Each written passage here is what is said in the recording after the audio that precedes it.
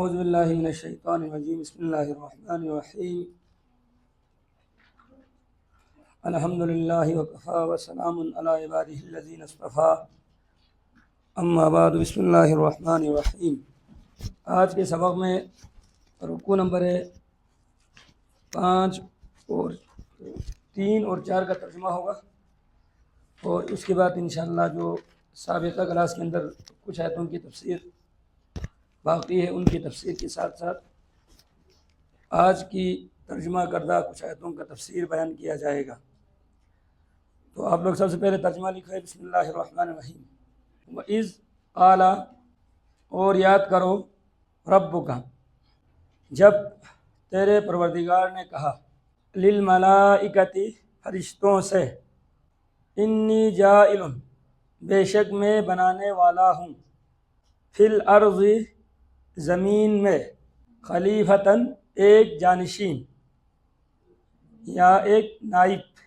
قالوا، فرشتوں نے کہا، اتجعل فیہا، کیا تو زمین میں بنائے گا، من یفسد فیہا، اس کو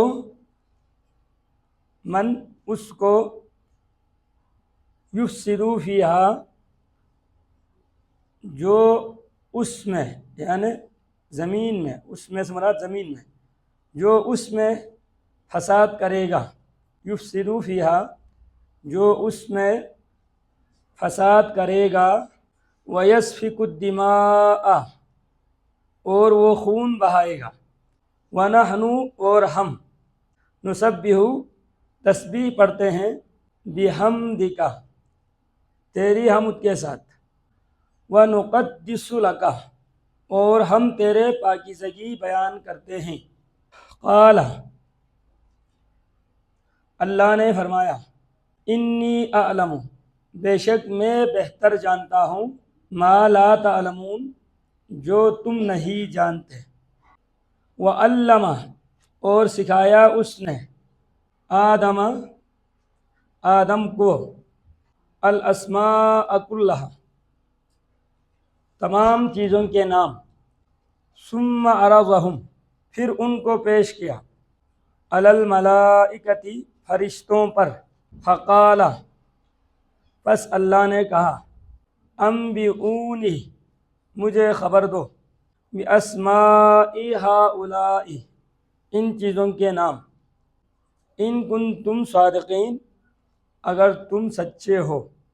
قالوا، انہوں نے کہا، سبحانک، تو پاک ہے، لا علم لنا، ہمارے لیے کوئی علم نہیں ہے، یا ہمیں کوئی علم نہیں ہے، الا، مگر، ما علمتنا، جو تو نے ہمیں سکھایا، انک، بے شک تو، انت العلیم الحکیم، صاحب علم و حکمت ہے۔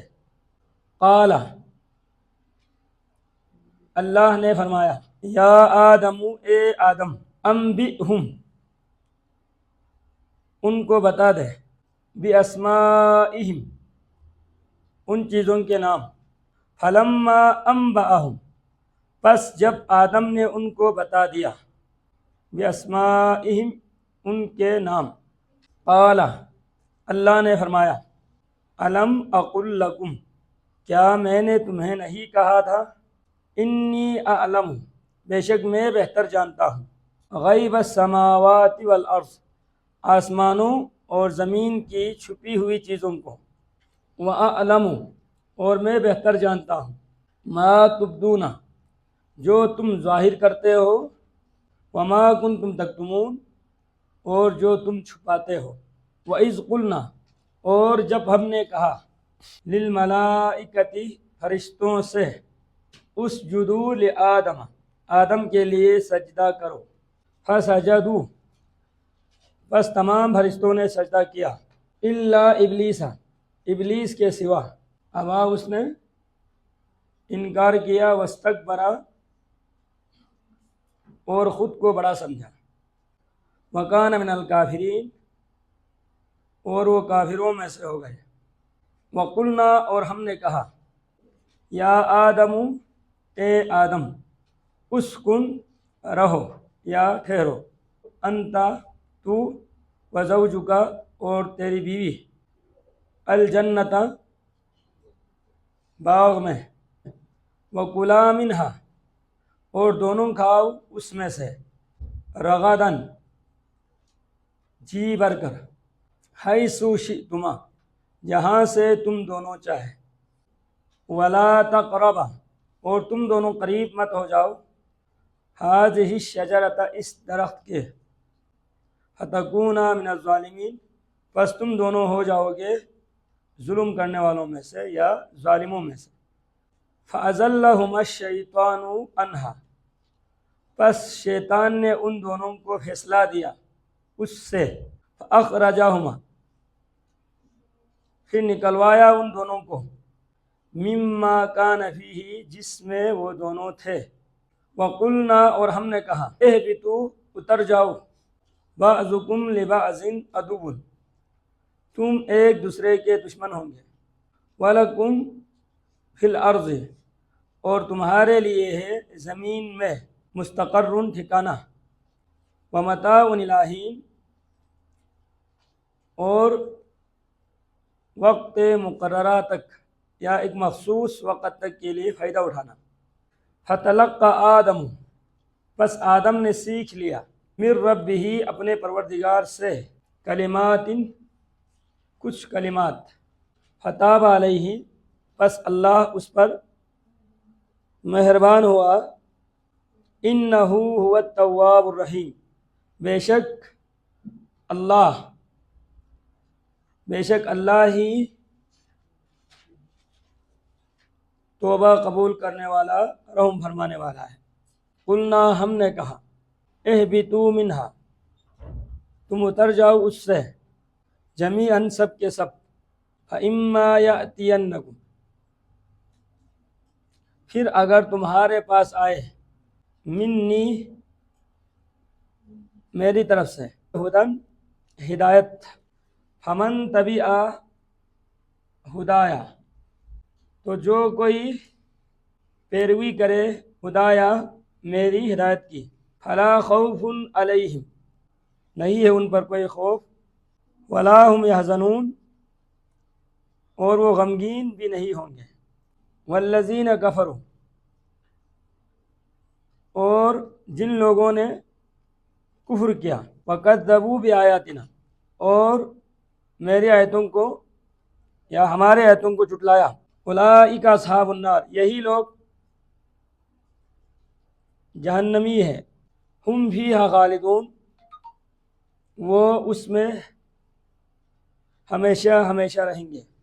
یا بنی اسرائیل اے اولاد یعقوب، اذکروا یاد کرو تو نعمتی میری نعمت کو، التی جو انعمت علیکم میں نے تمہارے اوپر انعام کیا، وَأَوْفُوا بِعَہْدِی اور میرے عہد کو پورا کرو، اوفی بعہدکم میں تمہارے عہد کو پورا کروں گا، وَإِيَّايَ فَارْہَبُونِ اور مجھ ہی سے ڈرو، وَآمِنُوا اور ایمان لاؤ، بِمَا أَنزَلْتُ جو میں نے نازل کیا، مصدقاً تصدیق کرنے والا ہے، لِمَا مَعَکُمْ جو تمہارے پاس ہے، وَلَا تَکُونُوا اور تم مت ہو جاؤ، اَوَّلَ کافر بِہ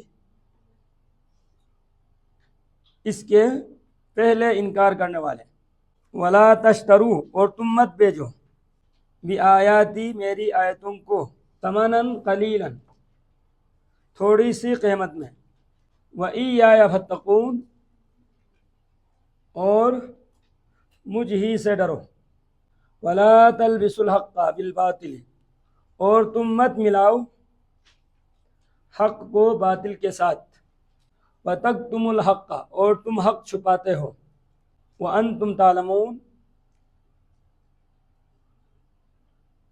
حالانکہ تم جانتے بھی ہو، وَأَقِیمُوا الصَّلَاةَ اور تم نماز قائم کرو، وَآتُوا الزَّکَاةَ اور تم زکوٰۃ دیا کرو، وَارْکَعُوا اور تم رکوع کرو، مع الراکعین رکوع کرنے والوں کے ساتھ، أَتَأْمُرُونَ النَّاسَ کیا تم لوگوں کو حکم دیتے ہو بالبر نیکی کا، وتنسون انفسکم اور تم بھول جاتے ہو یا بلا دیتے ہو، اور تم بھول جاتے ہو اپنے آپ کو، انفسکم اپنے آپ کو، اپنے نفسوں کو، اور تم بھول جاتے ہو اپنے آپ کو، وانتم تتلون الکتاب اور تم کتاب الہی کی یعنی اور تم کتاب کی تلاوت کرتے ہو، اور تم کتاب کی تلاوت کرتے ہو، افلا تعقلون کیا تم سمجھتے نہیں ہے، واستعینوا اور تم مدد مانگو، بالصبر والصلاۃ نماز اور صبر کے ساتھ، وَإِنَّهَا اور بے شک وہ، لَکَبِیرَۃٌ بہت باری ہے یا بہت مشکل ہے، الا مگر، علی الخاشعین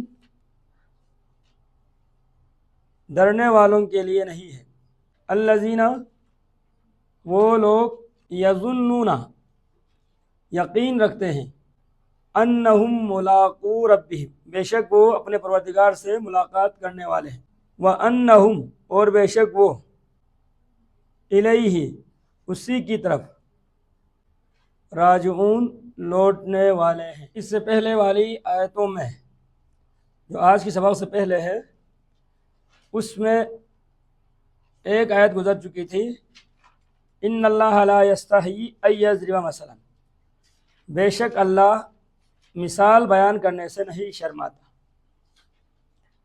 یہاں پر اس آیت کی تفسیر سے پہلے ایک بات اچھی طریقے سے ذہن نشین کر لے،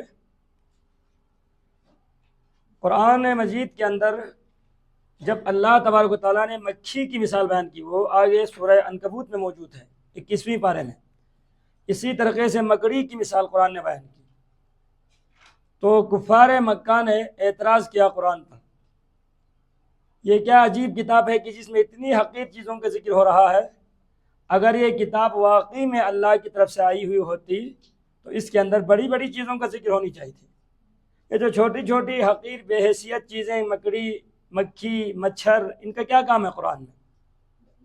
تو اس پر ان لوگوں نے کیا کیا، اعتراض کیا، مطلب قرآن کے اندر مکھی کا مثال بیان ہونا، قرآن کے اندر مکڑی کا مثال بیان ہونا، قرآن کے اندر مچھر کا مثال بیان ہونا ان کے لیے باعث تعجب تھا، ان لوگوں کے لیے محل اعتراض تھا، قرآن میں یہ چیزیں کیوں آئی ہیں؟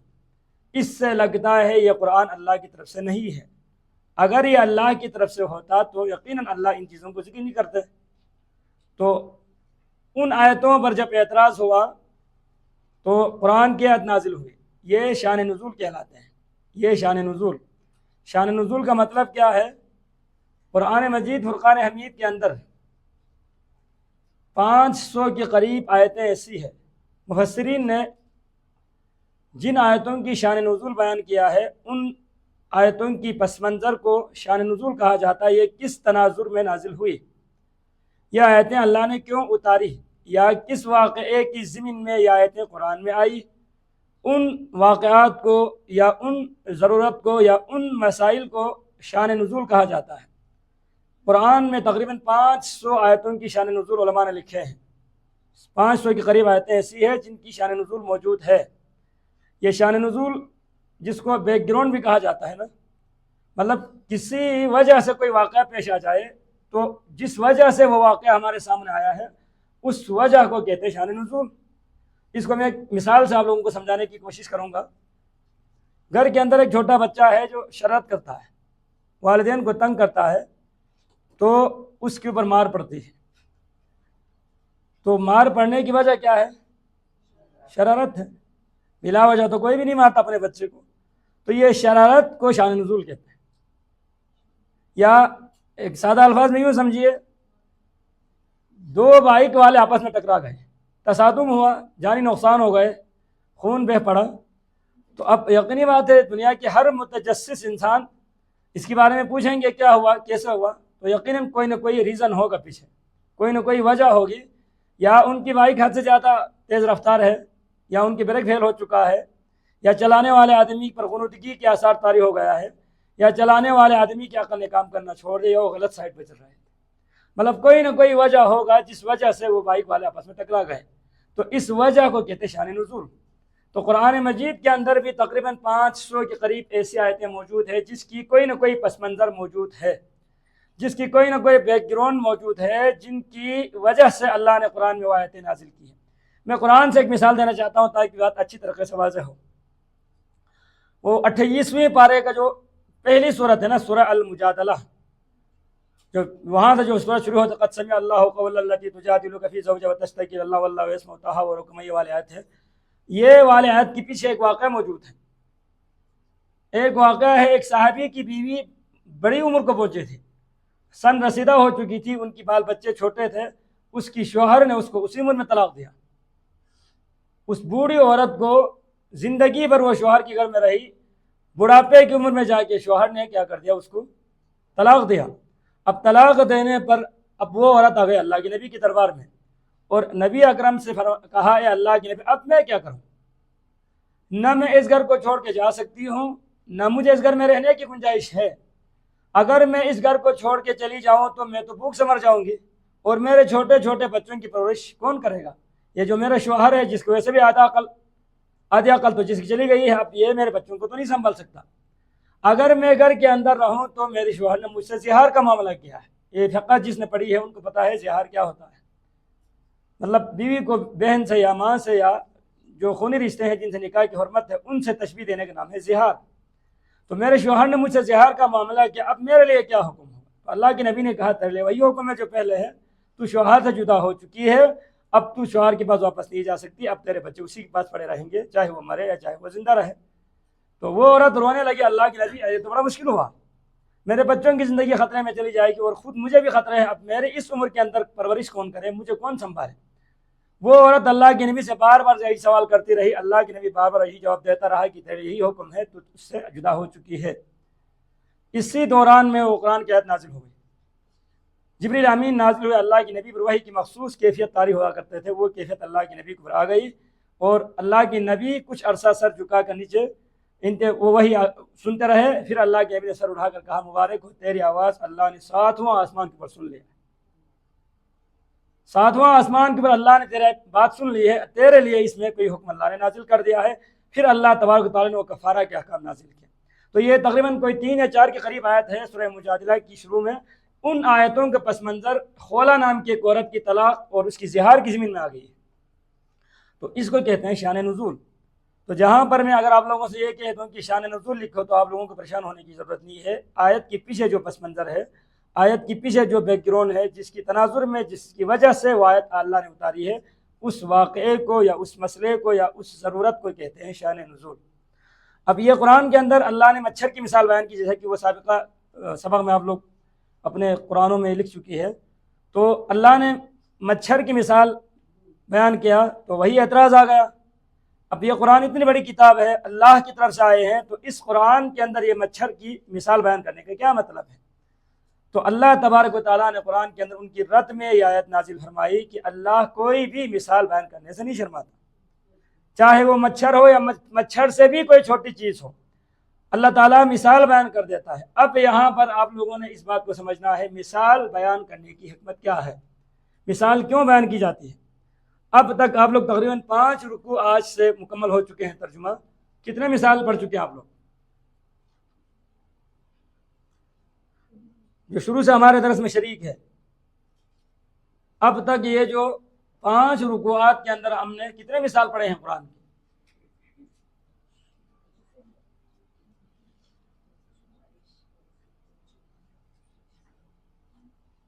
سارے ولی حضرات ہے، دماغ خالی ہے، کسی کے دماغ میں کچھ بھی نہیں ہے۔ اب تک 3 مثالیں ہم پڑھ چکے ہیں، 2 مثال منافق کے حوالے سے، ایک مثال یہ مچھر کا ہے۔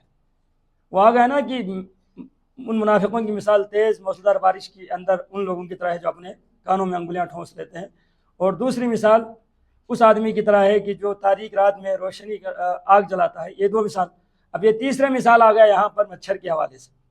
اللہ تعالیٰ مچھر یا اس سے بھی کوئی چھوٹی چیز کی مثال بیان کرنے سے نہیں شرماتا۔ تو ابھی ہمارا سوال یہ ہے، مثال بیان کرنے کی حکمت کیا ہے، مثال کیوں بیان کی جاتی ہے؟ تو مثال بیان کرنے کی بنیادی حکمت یہ ہے کہ ممثل لہو کہا جاتا ہے، جس چیز کو سمجھانا مقصود ہے اس کو مثالوں کے ذریعے سے سمجھایا گیا تاکہ بات اچھی طریقے سے کیا ہو، واضح ہو۔ اب اس کو میں تھوڑا سا وہ مشکل الفاظ میں آپ لوگوں کے سامنے بیان کر رہا ہوں، سمجھنے کی کوشش کرنا۔ کچھ چیزیں ہوتی ہیں معقولات، کچھ چیزیں کیا ہیں معقولات، یعنی کہ جو عقل میں تو آ جاتے ہیں، لیکن اب وہ بڑی چیزیں ہیں نا جو عام لوگ تو نہیں سمجھ سکتے۔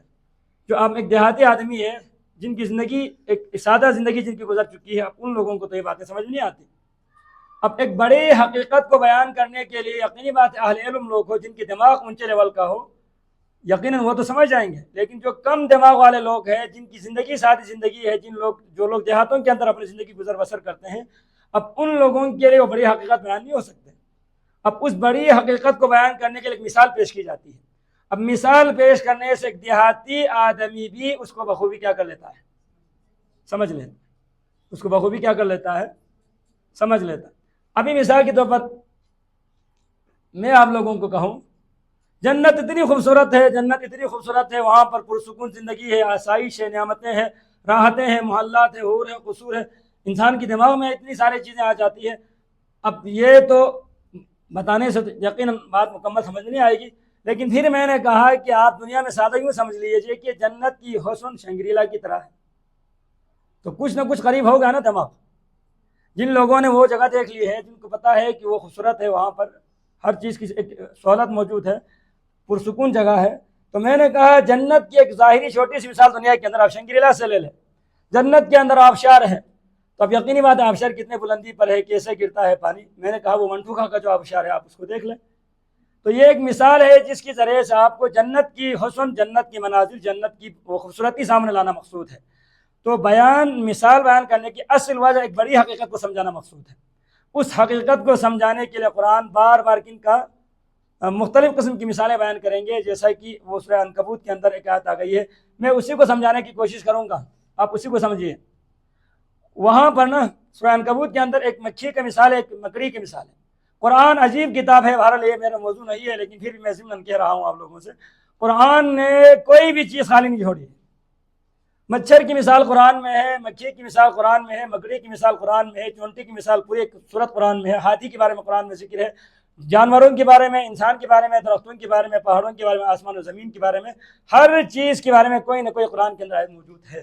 یہ قرآن کی کمال ہے، اتنے جامع کتاب ہے جو ہمارا قرآن شروع ہونے سے پہلے میں نے آپ لوگوں کو جو درس دیا تھا اس میں قرآن کی خصوصیت یہی لکھی تھی، الکتاب الجامع، قرآن بڑی جامع کتاب ہے۔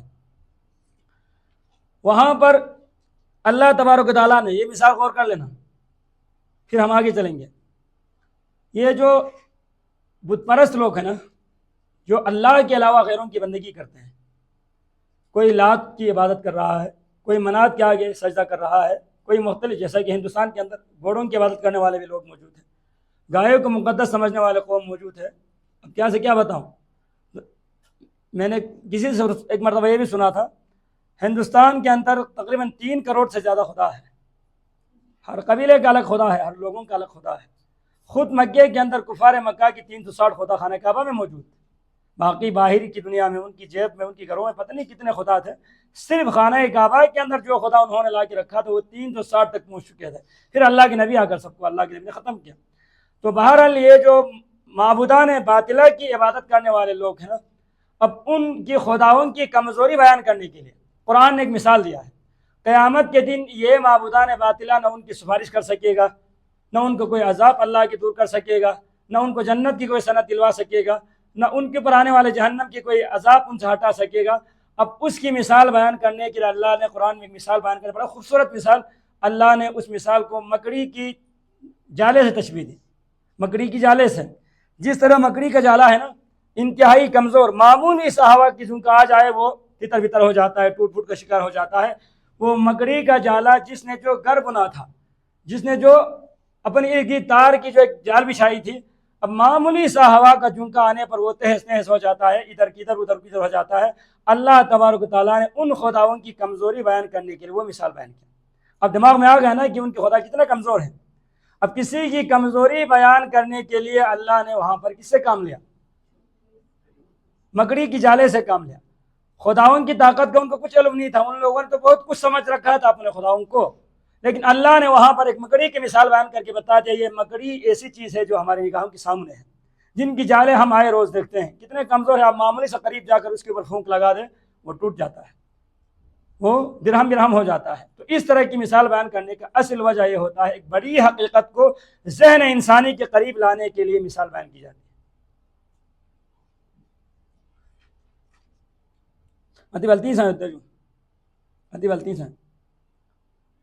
چیکی کھری طاقت بیان بیان ہے میں یاد طاقت اور یتمن نی یاد قوت یتمن والا چیز بھی بلتے ہیں میں سلام الٹک تانا نملا نبی ابو تت میں سلام الٹک تانا رے نملا نا بوتر ہوتا چاہوں، یعنی ایک مطلب اپنے طاقت بیان کرنے کے لیے اس طرح کی مثالیں لوگوں نے بیان کی ہے۔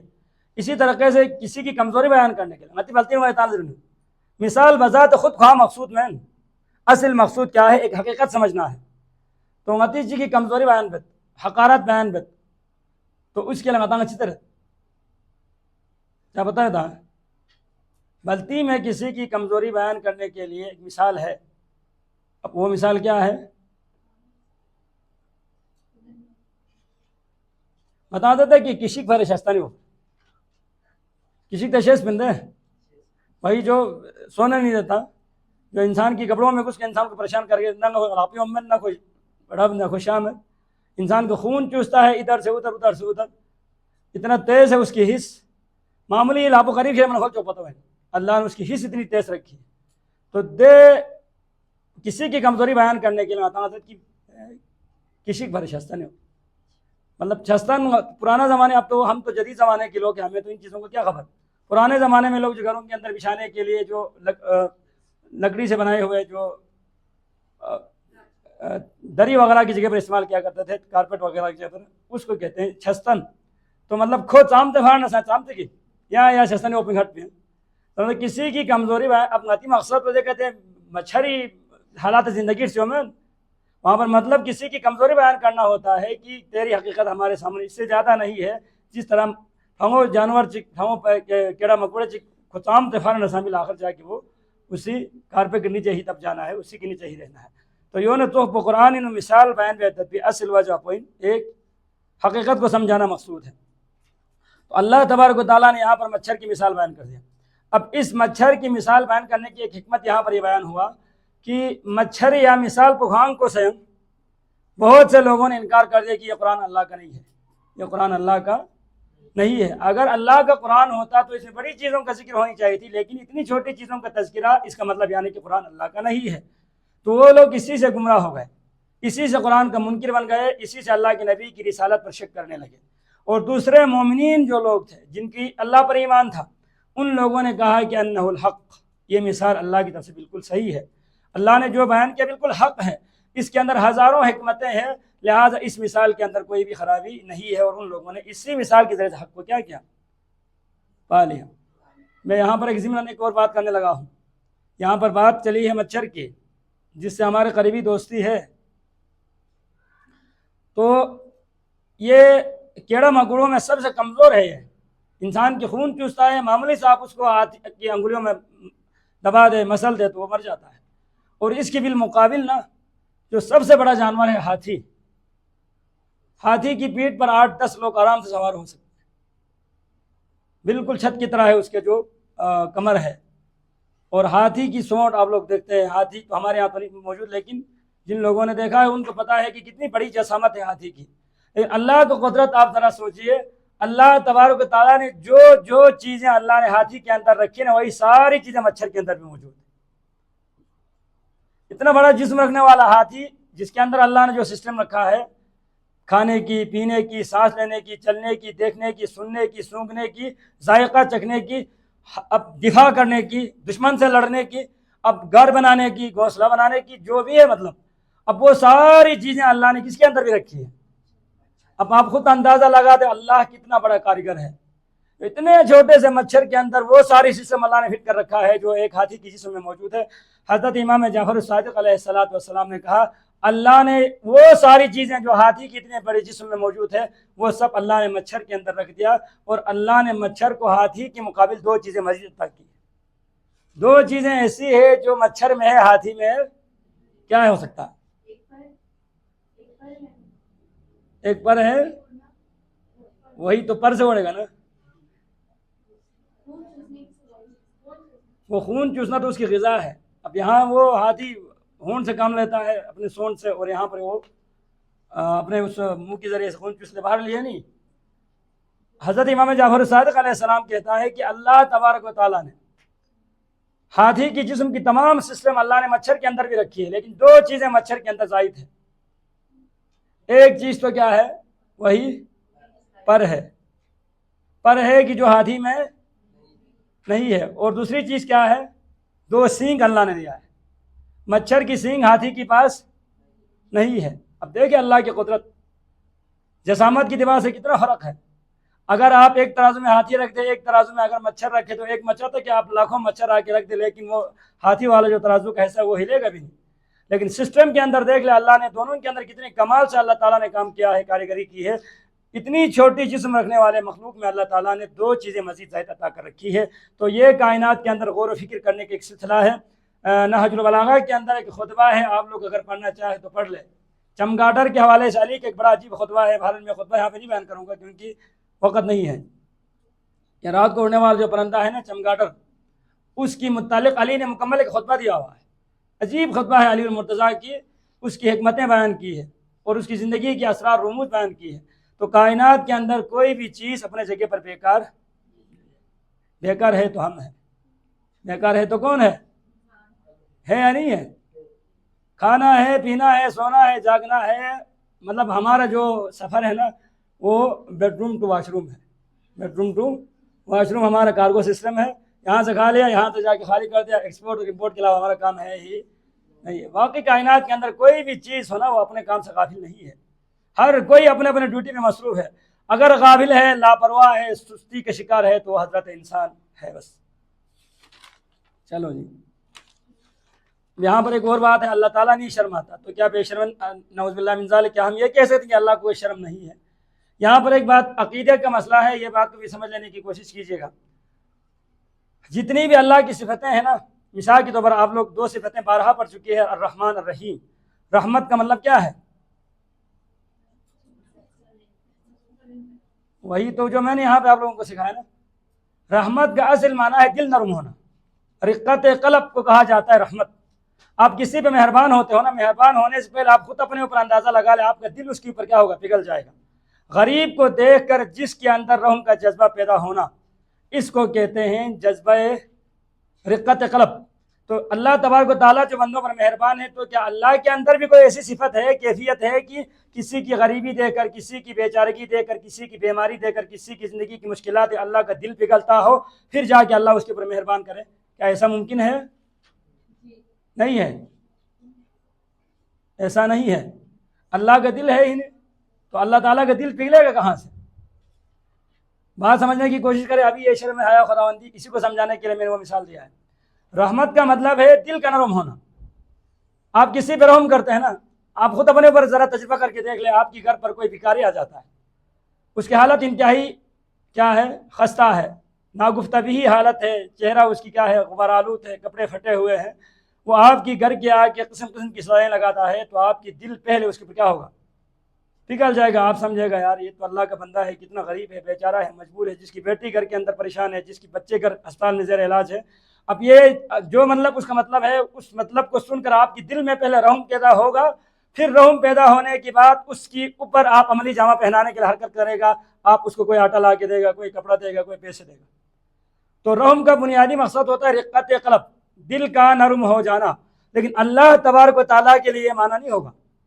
اللہ کا مطلب ہوگا کہ اللہ تعالیٰ کسی پہ رحم کرتا ہے تو اس کا ہرگز مطلب یہ نہیں ہے کہ اللہ کی ذات پر کسی کو پہلے رحم آئے، اس کی اللہ کے دل پگھلے پھر جا کے اللہ اس پر رحمت کرے. ایسا نہیں ہوگا.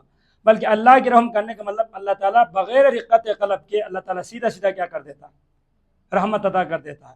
تو یہاں پر شرم جو ہے نا، جس کو حیا کہا جاتا ہے، شرم اور حیا تقریباً ہم معنی الفاظ ہے. حیا عربی ہے، شرم اردو ہے. تو شرم اور حیا کا تقاضا کیا ہے؟ آپ میں سے کوئی اگر بتانا چاہے تو بتا سکتی ہے. شرم اور حیا کا تقاضا کیا ہے؟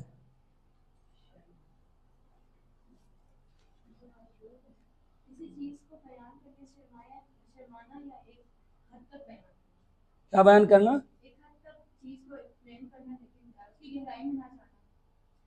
یہ تو آیا تھوڑی ہے، تو اس کا مطلب یعنی کہ مجھے یہ ساری تفصیلات بیان نہیں کرنی چاہیے۔ اگر میں ساری تفصیلات بیان کر رہا ہوں قرآن کی آیتوں کے حوالے سے تو مطلب یعنی کہ تھوڑا شرم کا مسئلہ ہے، ایسا ہی ہوگا نا۔ مطلب کوئی بات کھل کے بیان نہ کرے، بس اس کو اشارتاً بیان کرے، تو یہ باجی کی کہنے کے مطابق یہ حیا ہے، حالانکہ حیا یہ نہیں ہے۔ حیا کا مطلب یہ ہوتا ہے، حیا کا تقاضا یہ ہوتا ہے، حیا جس آدمی کے اندر برے افعال سے بچ جاتا ہے، حیا کا تقاضا ہی یہی ہے۔ آپ ہمیشہ اپنی زندگی پہ غور کر لینا، جہاں پر آپ سے غلطی واقع ہوگی، جہاں سے میرے ذات سے کوئی برائی ہوگا، تو مطلب اسی وقت میرے اندر حیا نہیں ہوگا یا حیا میری کمزور پڑ جائے گی۔ تو حیا کا تقاضا ہوتا ہے برا کام نہ کرنا۔ آپ کے اندر جو حیا ہے نا، یہی حیا آپ کو برے کاموں سے روکتی ہے۔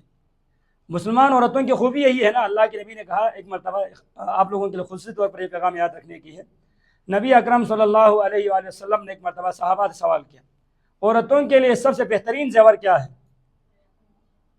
تو صحابہ نے، کسی نے کہا اللہ کے نبی بڑی روزہ رکھنے والی ہو، رات کو شب بیداری کرنے والی ہو، شوہر کی اطاعت گزار ہو، بچوں کی خوب تربیت کرنے والی ہو، وغیرہ وغیرہ مختلف قسم کی صفتیں بیان کرتے گئے صحابہ، لیکن اللہ کے نبی مطمئن نہ ہوا۔ علی المرتضیٰ اسی مجلس میں موجود تھے، اٹھ کے گھر میں واپس آ گئے اور حضرت فاطمہ الزہرا علیہ السلام سے فرمایا کہ آج نبی اکرم کی دربار میں اس طرح کی کچھ گفتگو ہوا ہے۔ اللہ کے نبی نے سوال کیا کہ عورتوں کی سب سے بہترین کمال کیا ہے، عورتوں کی سب سے بڑی خوبی کیا ہے؟ تو کسی نے کچھ کہا، کسی نے کچھ کہا، اللہ کے نبی نے ہر ایک کی جواب کو کیا کر دیا؟ رد کر دیا۔ کسی کی جواب پر اللہ کے نبی مطمئن نہیں ہوئے۔ تو اس وقت حضرت فاطمہ الزہرا کہنے لگی، عورتوں کے اندر سب سے بہترین جو خوبی وہ حیا کی ہے، نہ وہ عورت خود کسی نامحرم کو دیکھے، نہ نامحرم کی نگاہ اس عورت پہ پڑے، یہ عورت کے لیے اس سے بہتر کوئی خوبی یا کمال نہیں ہے۔ علی المرتضیٰ جا کے اللہ کے نبی کی دربار میں کہا، اے اللہ کے نبی، فاطمہ نے جواب یوں دی ہے۔ تو نبی اکرم خوشی سے چہرہ اللہ کے نبی کی کھل اٹھے اور اللہ کے نبی نے کہا، فاطمہ تو بضعۃ منی، فاطمہ تو میرا ٹکڑا ہے، فاطمہ تو علوم نبوت کی وارث ہے، فاطمہ نے تربیت رسالت کی گود میں پائی ہے، لہٰذا فاطمہ ہی جواب دے سکتی تھی بہتر۔ تو عورتوں کے لیے سب سے بہترین جو کمال ہے وہ کمال کیا ہے؟ حیا ہے۔ اب یہ مسلمان عورتیں جو گناہ نہیں کرتی، فحشائی نہیں کرتی، غلط کاموں میں ملوث نہیں ہوتی، تو مطلب کیا ہے؟ وہی حیا ہے نا، وہی شرم ہے کہ جس کی وجہ سے اللہ کے فضل و کرم سے مسلمان عورتیں گناہوں کے قریب بھی نہیں پھٹکتی، اس سے دور رہنے کی کوشش کرتی ہے۔ تو اللہ تبارک و تعالیٰ کا حیا نہ کرنے کا مطلب یعنی کہ اللہ تعالیٰ کسی بندے پہ ظلم نہیں کرتا، اللہ کسی کے ساتھ کوئی برائی نہیں کرتا، اللہ کسی کا حق نہیں مارتا، اللہ خلاف ہے عدل، کسی کے بارے میں کوئی فیصلہ نہیں سناتا، اللہ کسی پر ظلم نہیں کرتا۔ تو یہ ہے شرم و حیا کا تقاضا۔ تو اللہ تبارک و تعالیٰ کوئی بھی مثال بیان کرنے سے نہیں شرماتا۔ تو نہ شرمانے کا مطلب اللہ تعالیٰ حق بیان کر دیتا ہے، چاہے کوئی خوش ہو یا کوئی ناراض ہو، اللہ تعالیٰ کسی کی خوشی اور ناراضگی کو دیکھ کر حق بیان کرنے سے پیچھے نہیں ہٹتا۔ اچھا، وما یضل بہ الا الفاسقین، اللہ تعالیٰ ان مثالوں کی ذریعے سے گمراہ نہیں کرتا مگر کن کو کرتا ہے؟ فاسقین کو۔ فاسق چلے زمین ہے، فاسق نتنگ عام طور پر ترجمہ گناہ گار تو ہے، فاسقین ترجمہ آتا تھا گناہ گار، بدکار یا غلط کار قسم کے جو لوگ ہیں جن کو ہم فاسق کہتے ہیں، لیکن اصلی لفظ فاسق چلے زمین بنا، لفظ فاسق فسق کا نبی ہوئی، فا سین قاف اس کا حروف اصلین، اور فسق چلے زمین بنا، فسق 40 منت دے جو ساغزیس منت اسمین ناد اسمین بھائی تت ساغزی ہوئی نہ کھوئے ناجوں ہوئی یا غرس باہر ہوت کسمین بھی کن گلے بھی جا پشر ہوتا ہے، خاص طور پر سارگا اسمین جو غلاق ہوئے غلطر شنچل پہ گلے اوپر کا جو چھلکا ہے وہ پھٹ جاتا ہے، اندر سے وہ سخت قسم کا جو اخروٹ ہے وہ باہر نکلتا ہے۔ تو دے چھنچل پہ شخص سے بولتے ہیں فسق، بنیادی لفظ وہاں سے نکلا ہے، یہ اس کا بالکل وہ بنیادی معنی ہے۔ اب بعد میں شریعت اس لفظ فاسق استعمال ویسے تو اس کا مطلب کیا ہوگا؟ دیکھو سمجھو سموس فسق گائے استعمال ہونے سے جب کوئی پھل پک جاتا ہے نا، پکنے کے بعد اوپر کا چھلکا اس کا ٹوٹ جاتا ہے اور اندر والا حصہ باہر نکلتا ہے، تو زمین فسق یعنی بیج کا باہر نکلنا اوپر کی چھلکے سے۔ اب قرآن میں یہ لفظ فسق استعمال ہوا تو آپ اس کو کیا سمجھیں گے؟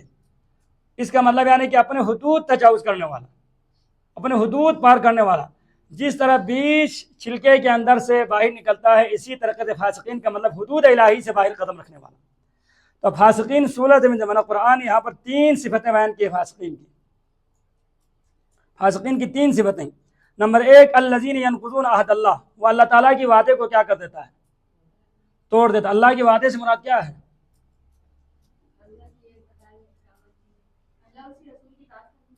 ہاں، اس کی تین مطلب ہے بہر مختصراً۔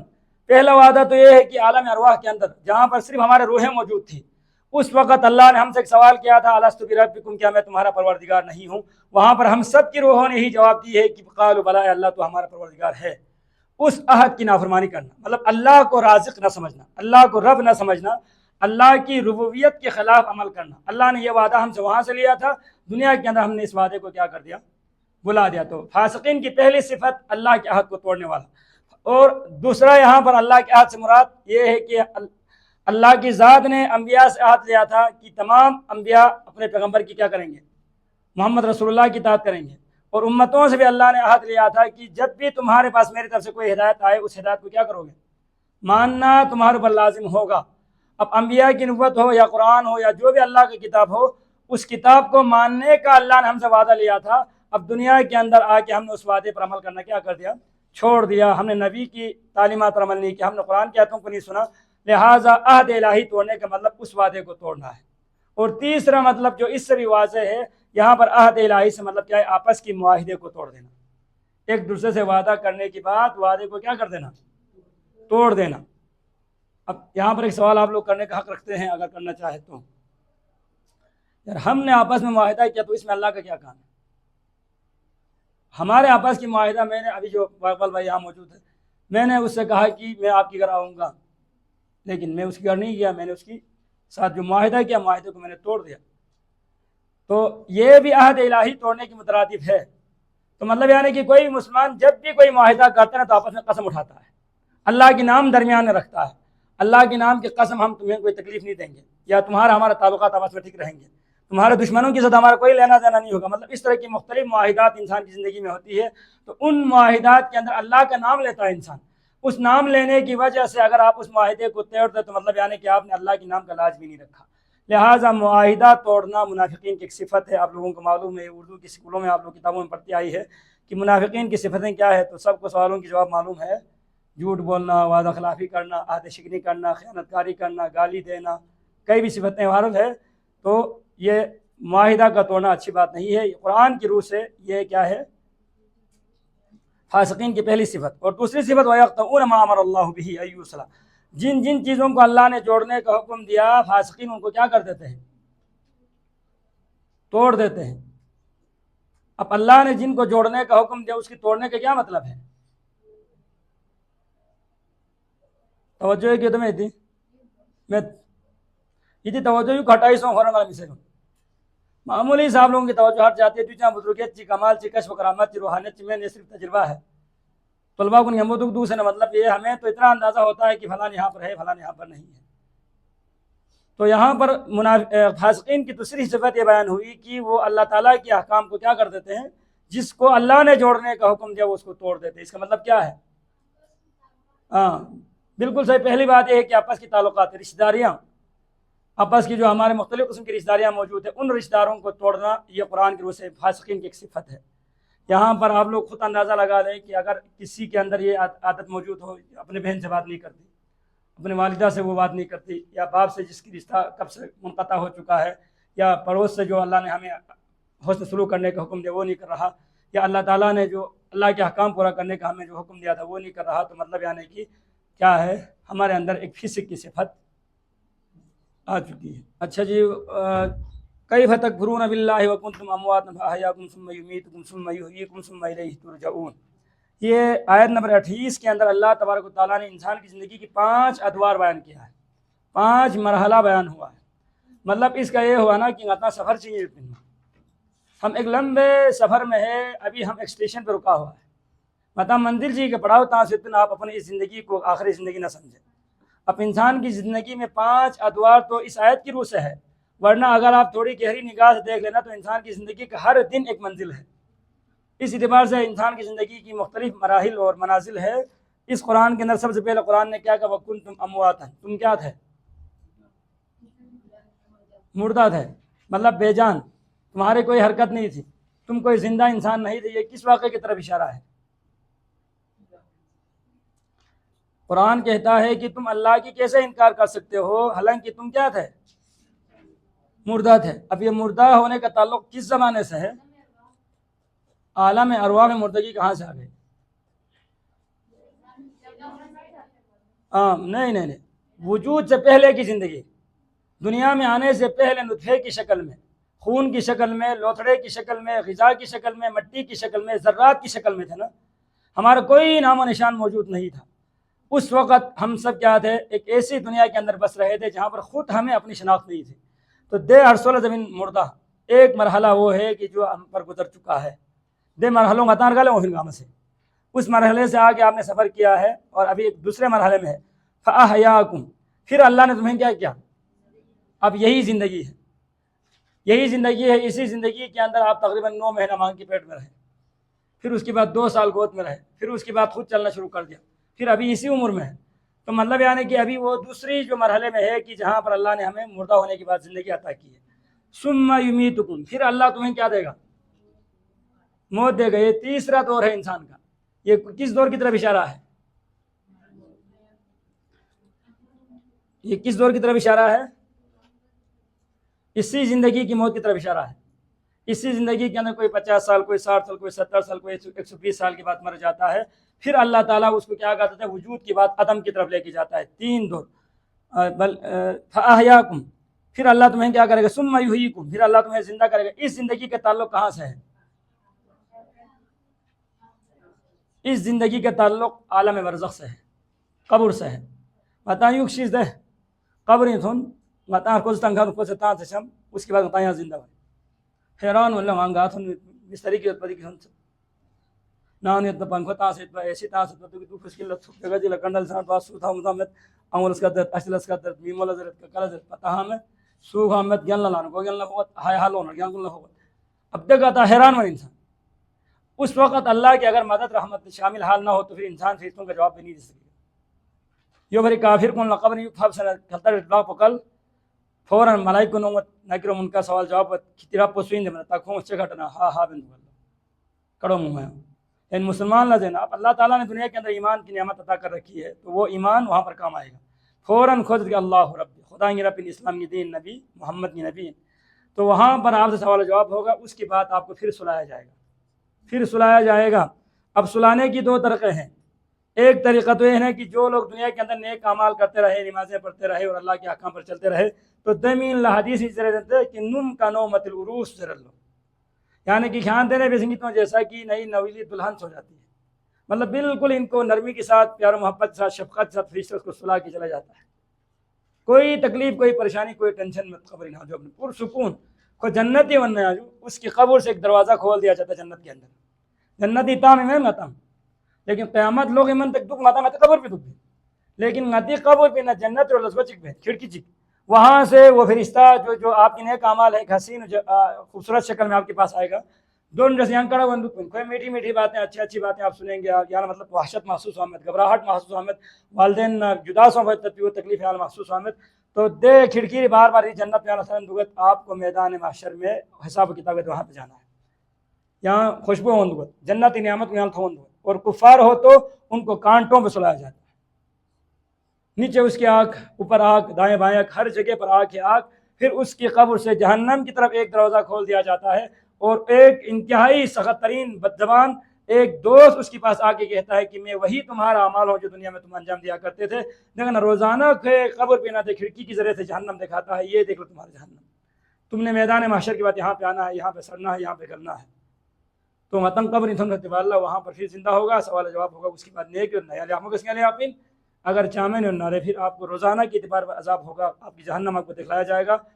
تو دے زندگی ثم یحییکم، 4 ادوار، ثم الیہ ترجعون، پھر اس کے بعد اللہ تبارک و تعالیٰ آپ کو قبروں سے بھی اٹھائے گا اور اللہ کے آگے کیا کیا جائے گا؟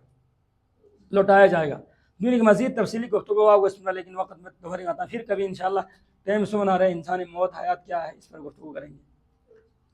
اچھا جی، هو الذی خلق لکم ما فی الارض جميعا، وہ اللہ جس نے تمہارے لیے پیدا کیا جو کچھ زمین میں ہے۔ تو کوئی چیز کارخانہ کائنات میں بیکار نہیں، گا چیز خاصا کائنات کے بیکار، بے محل، بے مقصد، بے فائدہ مت بھی، ہر کام کے اندر کوئی نہ کوئی فائدہ موجود ہے۔ میدان دیکھ صرف واقع بڑا عجیب واقع چکی سے وہ تغلطی واقع بسم اللہ تفسیری سے بہت صدفہ دیکھنا دماغ میں موت سمجھ یاد رہنے کائنات کے اندر اللہ تعالیٰ بظاہر بچھو ایک نقصان دہ جانور ہے نا، سانپ ایک ڈسنے والا جانور ہے، ایک زہریلا جانور ہے، اب اس کا کیا فائدہ ہے انسان کے لیے؟ تو اس کا بھی فائدہ ہے، اس کا بھی فائدہ ہے، لیکن اب یہ تو ضروری نہیں ہے نا کہ کائنات فائدہ کام اللہ تعالیٰ سے، اللہ نے کائنات پوری انسانیت کے لیے بنائی ہے، تو ہو سکتا ہے کہ جو چیز میرے حق میں مفید نہ ہو وہ دوسرے کے حق میں مفید ہو، جو میرے لیے نقصان دہ ہو دوسرے کے لیے فائدہ مند ہو۔ تو حضرت ذوالنون مصری، یہ ایک بزرگ ہے تقریباً 3 صدی ہجری کی بزرگان دین میں سے، صوفیاء کرام میں سے، حضرت ذوالنون مصری رحمۃ اللہ علیہ ارشاد فرماتے ہیں ایک مرتبہ میں دریا نیل کی کنارے پہ چلے گئے، بڑا عجیب واقعہ ہے، نتاس اگر وہ نہ ہے۔ تو دریا نیل کی کنارے پہ میں گھوم رہا تھا تو میں نے اچانک دیکھا ایک بچھو آ گئے، تیز دوڑتا ہوا آ گیا اور آ کے وہ سمندر کے کنارے پہ رک گئے۔ میں دیکھتا رہا آخر یہ بچھو جاتا کہاں ہے، حالانکہ اس کی رہنے کی جگہ تو خشکی ہے، یہ سمندری مخلوق نہیں ہے، لیکن وہ آ کے سمندر کے کنارے پہ رک گیا۔ تو میں نے دیکھا اچانک سمندر سے ایک مینڈک نکلا اور وہ مینڈک کی پشت پہ، مینڈک کی کمر پہ بچھو سوار ہو کے دوسری طرف نکل گئے، سمندر کی دوسری جگہ، مطلب اس مینڈک نے اس کے لیے کشتی کا کام کیا، وہ اس کی پشت پہ سوار ہو کر دریا کے پار چلے گئے اس طرف۔ تو مجھے بڑی حیرانی ہوئی، آخر پتہ نہیں یہ کیا کرتا ہے، اللہ کا کوئی نہ کوئی نظام مجھے دکھانا مقصود ہوگا شاید۔ تو میں نے بھی کشتی کرایہ پر لی اور میں بھی دوسری طرف چلے گئے۔ جو ہی میں دوسری طرف اترا تھا اس منڈک کی پشت سے بھی وہ بچھو اترا، پھر میں نے دیکھا تو بچھو تیز دوڑتا ہوا میرے آگے آگے، میں اس کے پیچھے پیچھے میں جاتا رہا۔ تو میں نے ایک درخت کے نیچے ایک جوان کو سویا ہوا پایا، بالکل غفلت کے عالم میں، خواب خرگوش مست، دنیا سے بے خبر، نیند کے خراٹے لے رہے تھے۔ ایک جوان ایسے بدمستی کے عالم میں سو رہے تھے اور اس کی منہ سے شراب کی بدبو آ رہی تھی، اس کی منہ سے شراب کی بدبو آ رہی تھی۔ میں اس جوان کے قریب گیا اور میرے آگے آگے وہ بچھو، میں پیچھے پیچھے اس کو دیکھتا رہا کہ آخر یہ جاتا کہاں ہے۔ پھر میں جب اس جوان کے قریب پہنچا تو اس بچھو نے فوراً چھلانگ لگا کے، اس جوان کے قریب ایک سانپ آ چکا تھا اس کو مارنے کے لیے، اس کو ڈسنے کے لیے، فوراً اس بچھو نے اس سانپ پر حملہ کر دیا اور سانپ کو مار دیا۔ مارنے کے بعد وہ بچھو دوبارہ واپس آ گیا۔ تو میں نے اس جوان کو اٹھایا، میں نے جوان کو کہا کیا تجھے معلوم ہے کہ تیرے ساتھ کیا ہوا ہے؟ تو اس نے کہا مجھے کچھ پتہ نہیں، میں تو شراب پی کے مست ہو گیا تھا، مجھے اپنے ہوش حواس نہیں تھی، میرا عقل خراب ہو چکا تھا، آخر مجھے پتہ نہیں کیا ہوا میرے ساتھ۔ تو حضرت ذوالنون کہتے کہ تیرے ساتھ یہ سب کچھ ہوا ہے، تجھے ڈسنے کے لیے ایک سانپ آ رہا تھا، اللہ نے سمندر کے اس کنارے سے ایک بچھو کو بھیجا، بچھو کو یہاں تک پہنچانے کے لیے ایک مینڈک نے کام کیا، اور میں یہ سب کچھ دیکھنے کے لیے اس کے پیچھے پیچھے آتا رہا۔ تو میں نے یہاں پہ آ کے دیکھا کہ تو یہاں پہ سویا ہوا ہے اور تجھے یہ سانپ ڈسنے والا تھا، پھر فور اس بچھو نے اس پر حملہ کر کے اس کو مار دیا اور تیری جان بچ گئی۔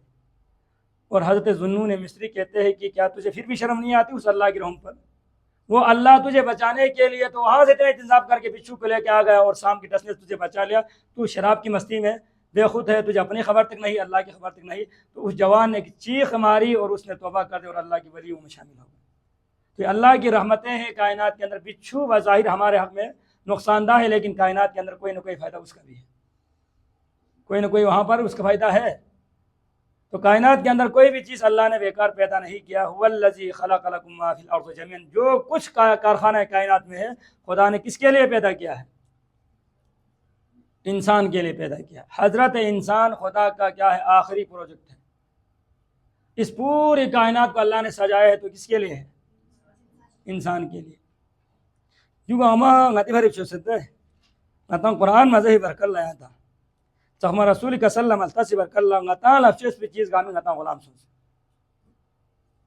ان غتی بھر شد بدی غاما لیکن نتان دگلا ما شس پا غتی بھیدا لفظ پہ چیز کن غتی غلامی بھر شد پہ چیز کن نتان غلام سنس۔ اچھا جی دیکھا فقی اصول چک سانگ ثابت ہوئے بحرل دے اصول پسائی ہوئے کہ دیکھا قرآن چیزنت کہ هو الذی خلق لکم ما فی الارض جميعا، جو کچھ اللہ نے زمین کے اندر موجود ہے تمہارے فائدے کے لیے پیدا کیا ہے۔ تو دیکھا نا مفسرین کو نسی، مجتہدین کو نسی، فقہا کو نسی مسئلہ چک سانگ ثابت ہوئے کائنات کے اندر کوئی بھی چیز جب تک اس کی حرمت کا کوئی فتویٰ موجود نہ ہو حرام نہیں ہے۔ گا چیز ہی کائنات نازوں پہ حرام ان ضرورت دلیل میں تنارے حقیقت وہ چیز کیا ہے؟ حلال ہے۔ چاہت میں کائنات چیز کا منگاتے حق لفظ پندے تو اترو اللہ نے پھر ایک سوال چیز لازم نوا کہ خدا سے شانوار جب حرام میں سے کتے کے گوشت کھانا حرام کر دیا۔ اچھا اور بھی کئی چیزیں ہیں حرمتی معاملات کا عمل، تو آخر وہ کیوں کیا تو اس کی پیچھے بھی کوئی نہ کوئی حکمت ہے۔ صرف یا سوری شے وہاں حرام ہے مطلب وہ تو نجس العین، سور کے جسم کا کوئی بھی حصہ کبھی بھی استعمال نہیں ہو سکتا۔ آیت الہی یہ کہتی ہے کہ جو کچھ کائنات میں ہے تمہارے لیے پیدا کیا ہے، مطلب تمہارے فائدے کے لیے پیدا کیا ہے۔ تو کائنات کے اندر تمام چیزوں میں اصل حکم کیا ہے؟ حلال کا ہے۔ حرام اس وقت ہوگا جب تک کوئی شریف حتم موجود نہ ہو، اللہ کے نبی نے حرام قرار نہ دیا ہو، یا جو قرآن نے اس کے اوپر کوئی حرمت کا حکم نہ لگایا ہو۔ تو آپ کو کوئی ایسی چیز ہاتھ آ جائے جس کی حرمت اور حلت کا معلوم نہ ہو، تو حقیقت میں وہ چیز کیا ہوگا؟ حلال شمار کیا جائے گا، جب تک آپ کو کسی عالم سے معلوم کر کے اس کی حرمت کا پتہ نہ چلے۔ تو مطلب کائنات کے اندر غتی فائدے کی چیزیں 90% اتن اور نقصان کی 10% ہے۔ وہ تو نقصان نہ ہوتا چیز کو غتی فائدے اتن ہے، تو وہ بھی آپ کے لیے ایسا مطلب نہیں کہ جو آپ کے لیے بالکل یہ نقصان دہ ہے۔ اور صرف بتانے کی مثال چکتا ذرا نہ آگے یا چنگی ذرا بسندر سور شاہ حرام میں سے ہوتا ہے، جو اب یہی بات چل رہی تھی، سور کا گوشت، اس کی کھال، اس کی جسم کا کوئی بھی حصہ قابل استعمال میں شرعت اس کو حرام کرا دیا۔ تو آخر غطا سوچتا جو سمت، لیکن زخن کو نظر ایک پت کو زیادہ میٹھا ہے ذرا سوری شچی اور لو کو جمبا سا ہے اگر چیک بیر نہ گارینا، تو مطلب اس کے اندر مٹھاس ہے، مطلب ذائقہ کچھ موجود ہے، اسی لیے تو جو یورپین ممالک کے لوگ ہیں وہ اس کو بڑے شوق سے کھاتے۔ لیکن اللہ تبارک و تعالیٰ نے سور کی گوشت کو کیوں حرام قرار دیا؟ تو اس کی کئی حکمت حکمت حکمت چکتا شرعی نقطۂ نگاہ کتاب بیان میں کوشش میں وہ حکمت یہ ہے کہ جانوروں میں سب سے زیادہ بے حیا جانور سور ہے۔ تو قرآن سے آنا سور معذور نہ رہے، اللہ آپ کو اس کی ایک حکمت کی وجہ سے ہے کہ یہ آپ کے اندر بے حیائی پیدا نہ ہو، آپ کے اندر حیا رہے، ایمان رہے، آپ کے اندر غیرت باقی رہے۔ سور ذات تدمین غیرت میں ختم ہے۔ ابھی ہزاروں ایسے واقعات ہیں، قسم ہے یہاں پر آگے کسل بھی ہوتا ہے، ثم استوى الى السماء فسواهن سبع سماوات، پھر اللہ تعالیٰ نے آسمان کی طرف توجہ کیا اور 7 آسمانوں کو اللہ نے برابر پیدا کیا۔ وهو بكل شيء عليم، اللہ تعالیٰ ہر چیز کے بارے میں مکمل خبر رکھنے والا ہے۔ تو آسمان و زمین کی تعداد کیا ہے؟ تو 7 ہے۔ قرآن نے خود کہا نا کہ آسمان کل کیا ہے؟ 7 ہے۔ اسے شکل اتنا سائنس کو نظر کی 900 سے درد ہے، 2 سیارے کے بعد میں خبر، وہ سیارہ ہے، وہ سماوات نہیں ہے، وہ اسی آسمان کی فضا میں گردش ہے، سیاروں نے۔ آسمان تو قرآن کی روح سے نص قطعی ہے کہ تعداد سماوات 7 ہے، اور چوک بزے اور صوفیہ کن سے آسمان روئے ترے بزرگان دینی صاحب، لیکن اس کی وجہ یہ ہے کہ وہ عرش کو بھی آسمان کہتے ہیں، کرسی کو بھی آسمان کہتے ہیں، ورنہ قرآن کی روح سے قرآن آسمان کی تعداد کل 7 ہے۔ اب یہ تعداد آسمان کیسے ہے؟ تہ در تہ یہ اتنا، جس طرح کی پیاز کا چھلکا ایک دوسرے پر چڑھا ہوا ہے، اکھلتا رہے وہ اکھلتا رہے، وہ اتنا، یا کیا صورتحال ہے؟ اس کے بارے میں ابھی تک کوئی حتمی فیصلہ نہ ہو سکا۔ سائنسدان کن لسم، حکمہ کن لسم، مناطقہ حضرات لسم، اور آج کل کے جو فلاسفر ہے کہ جنہوں نے مریخ تک اپنے سفر جن لوگوں نے کی ہے، وہاں تک کمندیں ڈال دی ہے، وہ بھی ابھی تک یہ نہیں بتا سکے کہ یہ آسمانوں کی صورت کیا ہے، یہ طبق در طبق ہے یا ایک دوسرے کے اوپر چڑھا ہوا ہے۔ یہ قرآن نے باہر اس کو بیان نہیں کیا، یہ اللہ کی قدرت ہے۔ اور دوسرا غطا سے ہم چیز ہے، غطا سے غائب پین غطا سے میں زمین کو ہم وضاحت خود چیز آسمان کی 7 سیاروں میں، پہلے تو 7 زنویں تھن سکتے، تو اس کے سیاروں میں سیارہ ہے غطا سا فضائیں حقیقت چیزوں سے لٹکائی سو سے غطا سا غطا پر شکو جاتا ہے کہ شام کو موجود ہوتا ہے، گلیکسی رہتا ہے، یہ چیزیں موجود ہیں، ان میں غطی حیثیت وچیت نہیں بنا، ان آسمانوں کے مقابلے میں ہماری حیثیت بالکل ایسی ہے جیسے کہ کسی بڑے صحرا کے اندر کوئی انگوٹھی ڈال دی، اتنا سنتے ہیں غطا دنیا کا غطا لے اتنا جگہ چلو دوسرے مبازی آخری انگڑ چیزیں چھتا۔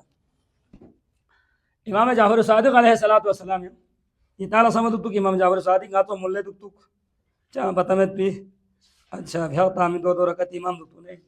امام جعفر صادق تقریباً کئی مائناس مشہور سائنسدان کو شاگردی ہوتے ہیں، یہ جابر بن حیان کھوپری شاگرد تھا، تقریباً 4000 کے قریب سائنسی شاگرد ہیں، کئی سائنسی نظریات امام جعفر صادق چاہتے ہیں، مطلب دون سا اس کے بارے میں باقاعدہ کتاب ہے، اگر اتنا شوکت سپرمین اسلام درد کتاب کا نام ہے امام جعفر صادق پر 25 غیر مسلم مفکرین نے جو مقالہ لکھے ہیں، جو دوسرے تعالیٰ مارکیٹنگ خبر بازار کو لینوں امام جعفر صادق پر۔ امام جعفر صادق علیہ السلام اتنا مطلب علم الہی کا مالک، علم امامت مالک، سائنس باعث سب کچھ وہ جانتے تھے۔ تو امام جعفر صادق لٹریز تھے موت چین دریں، موت چین دریں سوال رسول صاحب حضرت جابر بن حیان تھا، کچھ تعالیٰ پتہ ہوتے ہیں، وہ کیمیا کے بارے میں ان کی تحقیقات ہے، تو خے وجہ سے کتاب سے مطلب کم سے کم تو فادر آف کیمسٹری رہتا تھا، بابائی کیمسٹری. تو جابر ابن حیان کو امام جعفر صادق شاگرد تھا. یہ سب کچھ جو انہوں نے تھیوری وغیرہ نظریات پیش کی وہ امام جعفر صادق علم صدقی کو ہے. تو خود امام جعفر صادق لٹت یا امام موت چلے دے امام جعفر صادق اصل موت دھیان سمجھ میں جسمت. یہ سوال بڑا مشکل سوال، اگر میں سمجھانے بیٹھوں تو کئی دن لگ جائیں گے موت کیا ہے، آگے کیا ہونے والا ہے. خیال سمجھ میں جسمت بنا. جابر ابن حیان جو واقعی میں طلب رکھنے والے شاگرد تھے، انہوں نے کہا مجھے کچھ نہ کچھ تو سمجھا دیں، نی ذہنی لیول مطابق آپ جو سمجھانا چاہے وہ سمجھا دیں، میں سمجھنے کی کوشش کروں گا. تو امام جعفر صادق نے بتایا کہ یہاں دنیا ہی کون سی ایک تنگ جگہ سے تو دنیا کے اندر آ گئے. انہیں یہ دیوک اللہ تعالی انہوں کائنات سب نے تمہیں تھا اما تمہیں تو یہاں یہ کچھ ہو کائنات تگارے بھی دکھ مطلب سب کچھ ہو تو اس کے علاوہ کچھ بھی نہیں ہے دنیا پر. لیکن دنیا کے استاد کنارے وہ تو دنیا کی اب آپ کروڑواں حصہ کر لے تو اس کا بھی ایک حصہ نہیں ملتا. اب دنیائی نسبت تو نہ اب وہ رہے مادر کا کیا نسبت ہے، بچہ دانی نہ دنیا کیا نسبت ہے. وہ کتنی تنگ اور چھوٹی جگہ ہے اور یہاں پر اتنی بڑی کائنات پھیلا ہوا ہے. تو حضرت امام جعفر صادق نے کہا موت بھی بالکل یہی ہے، جب انسان مر جاتا ہے تو جس طرح بلبشک دنیا کو اس دنیا کی پیٹ سے نکل کے ایک بڑے عالم کی طرف چلے جاتا ہے. اب اس پر آپ خود غور کر لیں، اب سمجھنے کی کوشش کیجیے کیا کہنا چاہتے ہیں. دی دنیا بچین بچدانی تو سے اب آگے جو آپ کا سفر ہے برزخ کے اندر وہ اس دنیا سے 10 گنا ہزاروں گنا چھوٹ. یہ پھر قیامت جالا ہے جو جنتی نو اگر خداوند تعالی میں سوتا نارے ماتی تو آپ سمجھتا جنتی تو سے بتوا بندو. تو جنتی نو شری کا اولین مرحلے کا سب سے پہلے جو لوگ جنت میں جاتے ہیں کوئی حمامت میں سب سے آخر پہ کیا جہنمی نتا سے کوئی گناہ کن شخص سے کوئی سزا تھپ سے مطلب بالآخر کو جنتی میں میں بولا ہے آخر میں جا کے مطلب جنتی نو کو جہنمی کو عذاب گناہ کے جو ہے دنیا میں اس آدمی کو قیامت کے دن جو جنت ملے گی وہ جنت اس دنیا سے 10 گنا بڑی ہوگی. اس کا دو پتہ ہے کچھ بھی واپس رنت پہ یہ ملک پاکستان کی بات نہیں ہو رہی، پوری دنیا سے 10 گنا بڑی جگہ ملے گی اس کو. اور یہ بھی کس بندے کو؟ اس آدمی کو جو دنیا میں گناہ گار تھا، ایمان تھا لیکن گناہ گار تھا. جنت کے اندر جل جل کے جسی پیشانی پر جہنمی سے آزاد ہونے کا مہر لگ چکا ہوگا اس آدمی کو جنت میں جو پلاٹ ملے گی وہ اس دنیا سے 10 گنا کیا ہوگی.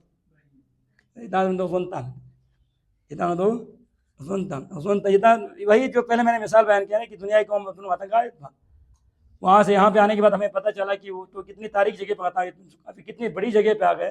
اب یہ تو دنیا چین ہم نے بچدانی تو سی اور آخرت اس کے مقابلے میں اتنی بڑی جگہ ہے جس کا تصور بھی انسان جنتی لمبائی چوڑائی بار قرآن کو ایسی ہونے کہ جنت انسان لات ہوئے تب جنتی چوڑائی ہیں جو نم نہ سے بار سے فاصل ہوئے سامنے تو نم نہ سے فاصل ہو. ہاں سائنسدان کو نہیں تھکلا تو کب حاصل بھی سائنسدان کو تھکلا سے تقریباً 9 کروڑ میل ہوتے ہیں مطلب اندازہ ہی تک مثال ہو ورنہ تو ناپنا ممکن محمد پندہ آسمان اور زمین کے درمیان فاصلہ کتنا ہے. لیکن قیامت کتنی جنتیوں کے لیے جو جنت ملے گی نا اس جنت کی چوڑائی اتنا زیادہ ہوگا، لمبائی محمد پہ لمبائی پتہ نہیں اس سے کتنا ہوگا وہ اللہ ہی بہتر جانتا ہے. تو قیامت یا اللہ دے چھو جنت پینو اگر وہ اللہ دی قرآن دے وہ اس میں جنہیں دماغ ٹھیک ہے آپ اس میں ایمان ہی نعمت سے مال مال